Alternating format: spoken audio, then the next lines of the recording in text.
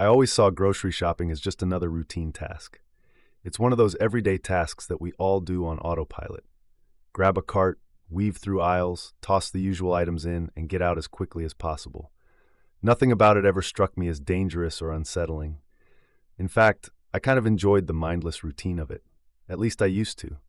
Now, every time I step into a store, I get this sinking sensation, like there's something lurking just beyond my line of sight. Because that's where it started. Just an ordinary trip to the supermarket. It was a Saturday afternoon, and I had just finished my shift at work.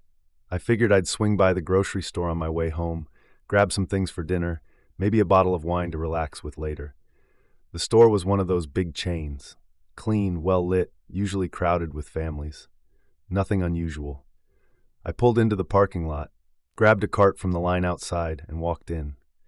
The cold blast of the AC hit me as I stepped through the automatic doors, and I remember feeling a small sense of relief at the familiar low murmur of shoppers. It felt normal, safe.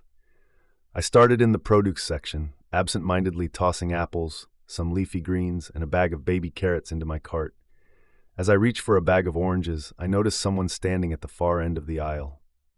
A man, late 30s, maybe early 40s, wearing a dark jacket that seemed a little out of place for the warm weather outside. He wasn't looking at the fruit. He was looking at me. I felt a twinge of discomfort, but I brushed it off. Maybe he was just spaced out or thinking about something else. I moved on to the next aisle, mentally checking things off my shopping list as I went. About 10 minutes later, I found myself in the snack aisle, grabbing a bag of chips when I noticed him again. The same man. He was standing at the end of the aisle, his cart empty, watching me. He wasn't pretending to browse or looking at anything else. He was just there. I thought it was a bit odd, but I tried to ignore it. People cross paths in grocery stores all the time. It's not unusual to see the same person more than once, but something about the way he stood there, motionless, silent, set off alarm bells in my head. I pushed my cart down the aisle, trying not to let my imagination run wild. Maybe he just happened to need something from the same section. Maybe he wasn't paying attention to me at all. But even as I turned the corner into the next aisle, there was an odd vibe in the air that I couldn't ignore. I moved quickly through the store, grabbing the last few things I needed as fast as I could. I wasn't in the mood to linger anymore. The cozy familiarity of the store had started to feel suffocating.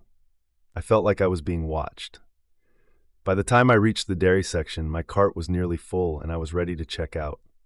That's when I saw him again. He was standing at the far end of the aisle, just staring at me. This time I couldn't brush it off. He wasn't browsing, wasn't shopping.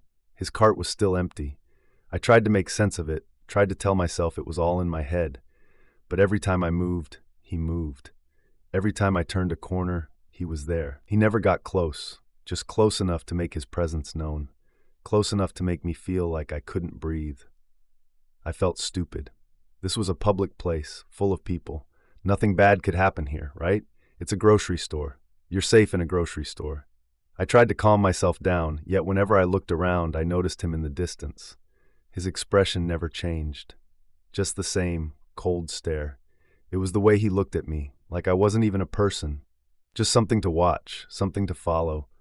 I looked around at the other shoppers, hoping someone would notice, would see what was happening, and step in. But no one paid any attention. They were all lost in their own little worlds, pushing their carts and comparing prices, completely unaware of the growing panic tightening in my chest. I thought about leaving, just abandoning my cart and getting out of there. But a weird sense of pride, or maybe just stubbornness, kept me rooted to the spot. I didn't want to overreact.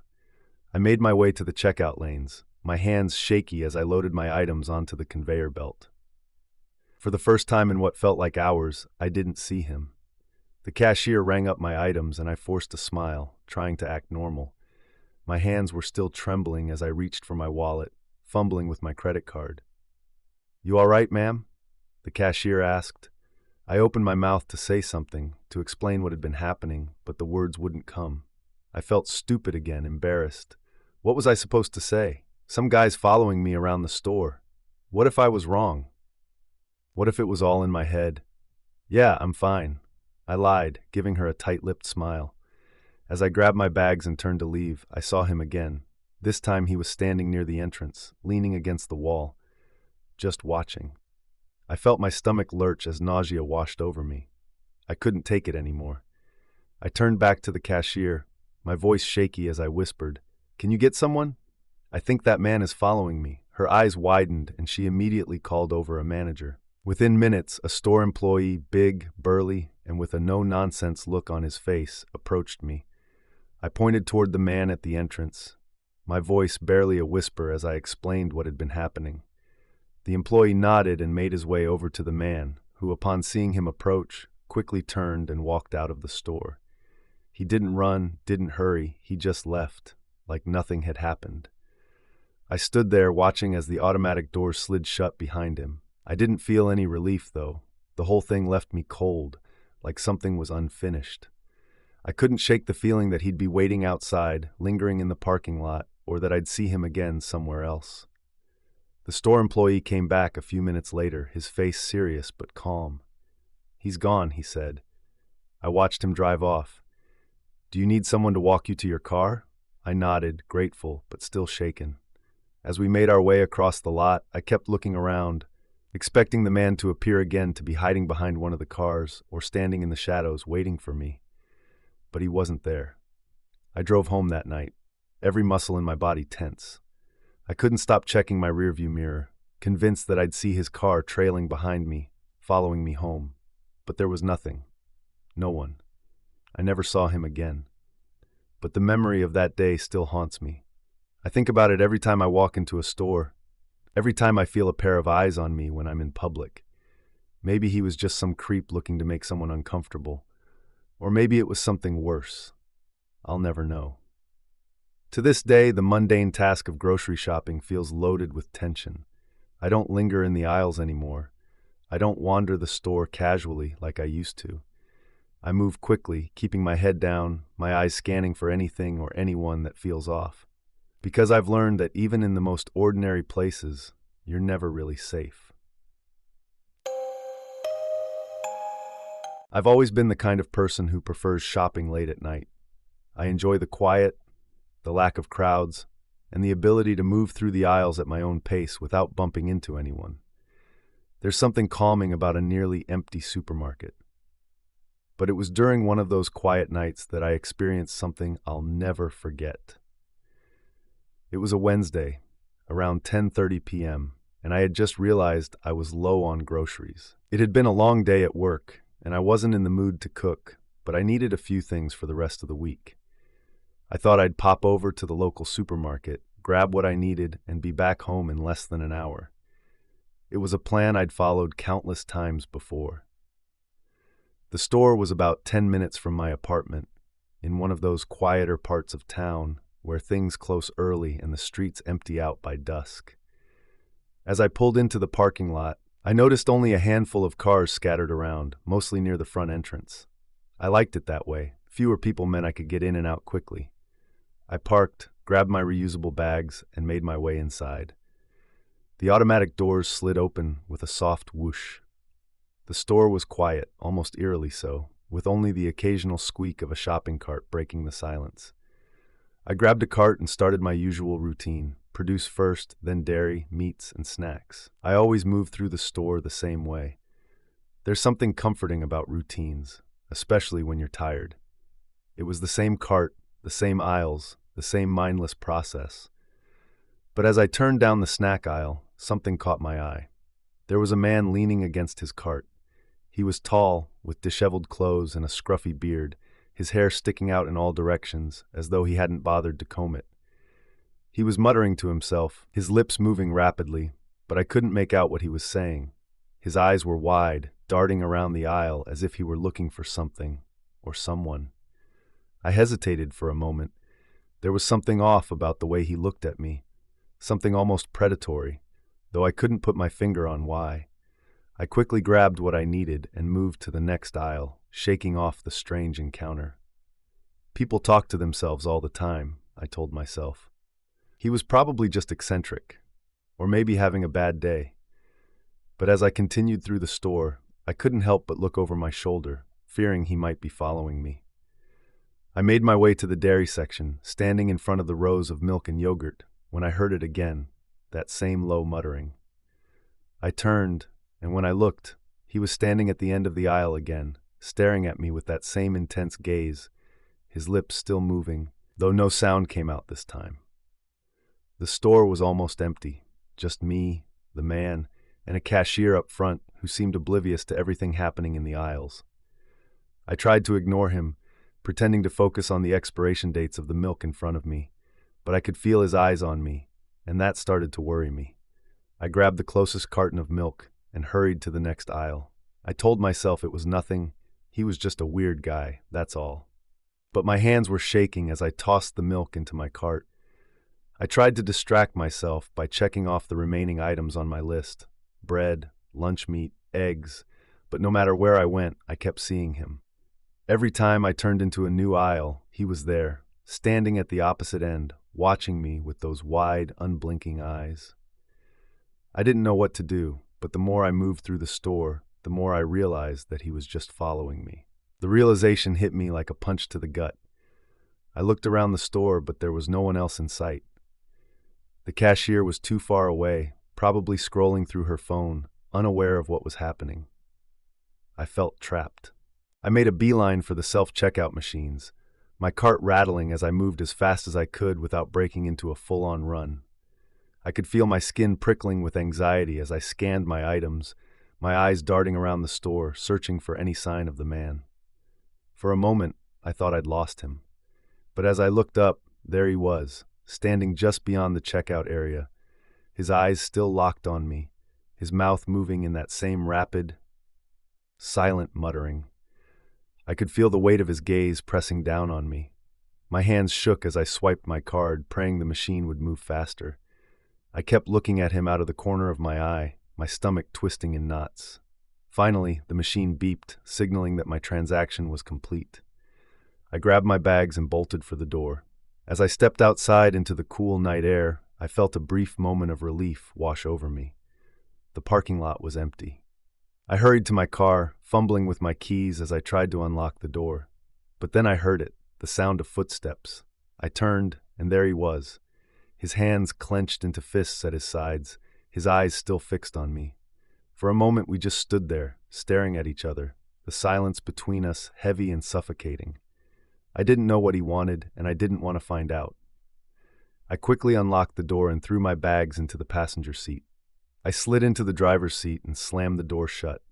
My hands were shaking so badly I could barely get the key into the ignition, but after a few frantic tries, the engine started. I peeled out of the parking lot, my tires screeching as I sped down the empty road. I didn't look back. I couldn't. The thought of seeing him still standing there watching me was too much. When I finally got home, I sat in my car for a long time, trying to calm myself down. I couldn't shake the image of him. His wide, unblinking eyes, the way he had followed me through the store, his lips moving in that silent muttering, and I had no idea who he was or what he wanted. And now, every time I hear the sound of footsteps behind me, I feel my heart stop for a second. Because you never know when you might run into someone like him. I never thought a simple conversation could end like this. In fact, I've always been the kind of person who enjoys striking up small talk with strangers, whether it's in line at the bank, waiting for coffee, or grocery shopping. I guess I've always thought of myself as friendly, someone who could chat about nothing and not worry about it turning into something sinister. That changed the night I met him. That evening, I was at the local supermarket, picking up a few things for dinner. It wasn't anything special. I needed pasta, tomatoes, some fresh bread, easy stuff. The store was pretty quiet by that time, mostly just a few people browsing the aisles. I had no idea that I wouldn't be able to shake the encounter that would follow me home. The supermarket was one of those mid-sized chains with aisles that always seem too narrow, you know the kind, where every footstep echoes a little too loudly. I grabbed a basket and wandered through the produce section, picking out a few tomatoes, a cucumber, and some lettuce. I liked these late-night grocery trips because they were calming, almost meditative. As I made my way toward the bread aisle, I noticed him. An older man, maybe in his early 70s, he had the kind of face that made it hard to guess his age, lined with wrinkles, but his eyes were sharp, too sharp for someone who looked so weathered. I caught his eye as I passed, giving him a polite nod. I grabbed a loaf of sourdough and tossed it into my basket. I wasn't one to overthink things. I continued my shopping, moving to the pasta aisle next. As I stood there, debating between two different brands of spaghetti, I heard a soft chuckle behind me. I turned and saw him again, the same man from the bread aisle. He was standing just a few feet away, his cart empty, his eyes fixed on me, and with a frozen smile plastered across his face. "Pasta, huh?" he said, his voice raspy. "Good choice." I forced a polite smile, though my heart had started to race. "Yeah," I replied, "easy dinner." He nodded, that strange smile never faltering, his eyes still locked on mine. It was like he wasn't just making small talk, like he was trying to latch on to something deeper. His gaze felt invasive, like he was looking past my eyes and into my mind, reading every thought I tried to hide. "Do you cook a lot?" he asked, taking a slow step toward me. "Sometimes," I muttered, quickly grabbing the pasta and tossing it into my basket. I didn't want to seem rude, but I was suddenly very aware of how empty the aisle was, how isolated I felt. "Well, I'm sure you're a great cook," he said. "You seem like someone who knows what they're doing." That comment made me pause. There was something about the way he said it, like he knew me, like he'd been watching me for a long time. I looked down at my watch, pretending I was in a hurry, hoping it would give me an excuse to leave. "Well, I should finish up," I said quickly, offering him a strange smile before turning my back to him. I moved to the next aisle, still feeling tense. I told myself I was being silly, that it was just an old man trying to make conversation. But there was something about his presence that set my nerves on edge. I grabbed the rest of the things I needed as quickly as possible, but he was nowhere to be found. And for a brief moment, I let out a sigh of relief. I headed toward the checkout lanes, my basket full and my mind focused on getting home. The store felt emptier than before, the aisles stretching out like long, narrow corridors of silence. As I placed my items on the conveyor belt, I looked around, scanning for any sign of the man. Nothing. Maybe he had left. Maybe I'd overreacted. The cashier rang up my items and I paid without any more thoughts of the old man. I was just being paranoid, I told myself. The weird feeling in my gut was nothing more than an overactive imagination. But as I walked out into the parking lot, I saw him again. He was standing by the entrance, leaning against the wall, that same frozen smile still on his face. My heart skipped a beat, and I felt my hands clench around the handles of my grocery bags. He didn't say anything, just stood there. I kept my head down and walked toward my car. I could feel his eyes on me the whole way. My car was parked near the far end of the lot, and with every step I took, the parking lot seemed to stretch farther and farther. As I fumbled with my keys, I couldn't help but look back. He was still standing there, still watching, that smile never fading. But now there was something darker in his eyes, something that made my skin crawl. I got into my car, locked the doors, and pulled out of the lot. I didn't want to see him watching me. I didn't want to know if he had moved. As I drove home, the tension in my chest began to ease.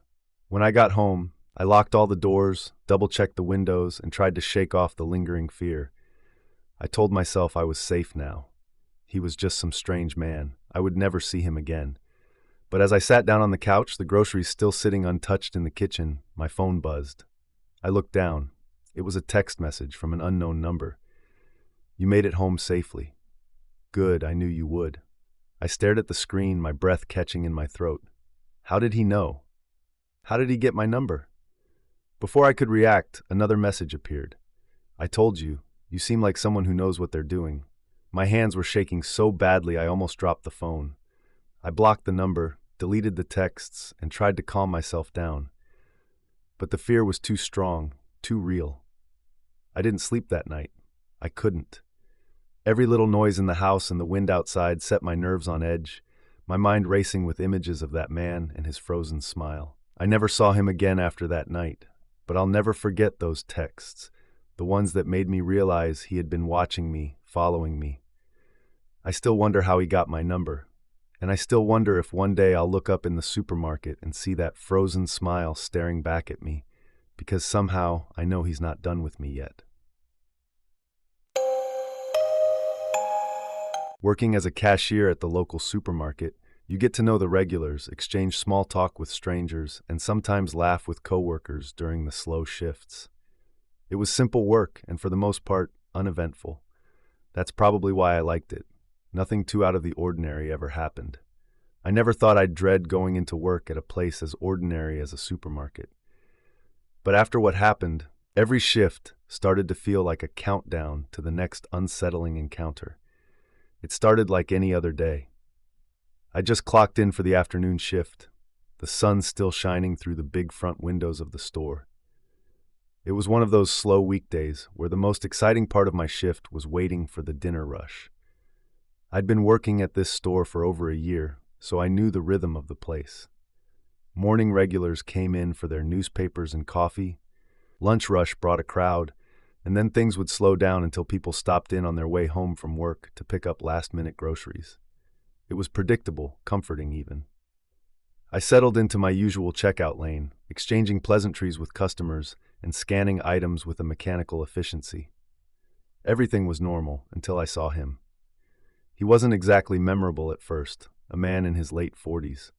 He came through my line with just a few items: a loaf of bread, a 6-pack of beer, and some chips. When he handed me his money, his fingers brushed mine, lingering just a bit too long.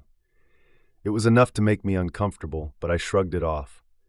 People are awkward sometimes, no big deal. But then he looked at me, really looked at me with this intensity. His eyes were locked on mine. "Have a nice day," I said, even though the interaction had left me on edge. He didn't say anything, just gave me this weird smile before grabbing his bag and walking away. I thought that would be the end of it, but I was wrong. The man came back the next day and the day after that. At first, I didn't think much of it. We had plenty of regulars, and I figured he was just one of them. But then he started showing up every day, always in my line, even when others were shorter, and always with that same unsettling stare. He didn't say much at first, just handed me his money and walked away. But there was something about the way he looked at me, like he was watching me more closely than he should. His eyes would linger on my face, and sometimes I could feel him watching me even after he'd already left the checkout. My coworkers didn't seem to notice, and I didn't bring it up. I told myself it wasn't a big deal, that maybe I was overreacting. But it was hard to shake the growing unease that crept up every time I saw him walk into the store. Then the comments started. "Your hair looks nice today," he said one afternoon as he handed me his payment. "Thanks," I replied, keeping my tone light even though his comment made me even more uncomfortable. It wasn't what he said, it was how he said it, like he was cataloging every detail about me. From then on, every time he came through my line, there was a new comment. "Pretty eyes, nice smile. You're here every day, aren't you?" His words always hung in the air long after he left, and I started dreading the sound of the door chime every time a customer walked in, afraid it would be him again. It was like this invisible weight pressing down on me every shift, a creeping anxiety that made my skin prickle. When I wasn't working, I tried to push it out of my mind. I spent time with my friends, watched movies, did normal things. But every time I walked into work, that sense of unease returned. It felt like something was building, like the situation was teetering on the edge of something worse. I didn't know what that worse was, but I could feel it coming. One evening, when the store was nearly empty and I was halfway through my shift, he came in again. This time, he didn't grab any groceries. He just walked straight up to my checkout lane, that same weird smile on his face. "Are you single?" he asked. My first instinct was to lie, to say I had a boyfriend, but my throat was too dry to speak. I managed to force a laugh instead, trying to keep things light. "I don't really talk about personal stuff at work," I said, hoping it would end the conversation. But it didn't. He leaned closer, his eyes narrowing. "What time do you get off work?" The question sent a jolt of fear through me. My mind raced, scrambling for an answer that wouldn't give him what he wanted, but wouldn't antagonize him either. I didn't want to make him angry. I didn't want to escalate the situation. Late, I mumbled, trying to sound casual. I work late. He didn't say anything after that, just gave me another one of those smiles, turned, and walked out the door. Was he going to wait for me? Was he planning something?